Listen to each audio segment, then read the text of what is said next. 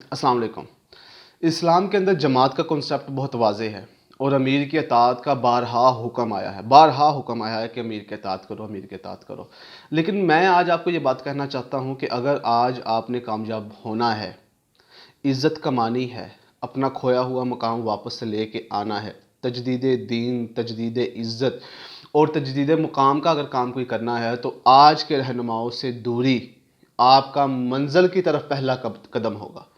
आज अगर आप अपने रहनुमाओं से दूर हो गए, आज अगर आप इन मजहबी रहनुमा हो या सियासी रहनुमा हो या कोई अकाबर हो, कोई भी हो, अगर आज आप इनसे दूर हो गए मुदल्लल बुनियादों पर, तो आपकी जो मंजिल है वो आपके करीब आ जाएगी।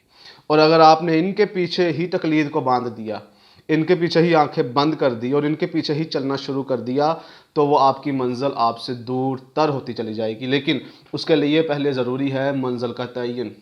आया कि जो मनाजिल उन लोगों की है जिनके पीछे आप चल रहे हैं और वही आपकी है, फिर तो कोई मामला नहीं है। लेकिन आपकी मंजिल उनसे अगर हट के है और वो चीज़ जो हम चाह रहे हैं और वो अब तक नहीं हुई, तो फिर इनसे दूरी आपकी मंजिल की तरफ कुर्बत का पहला करीना साबित होगी।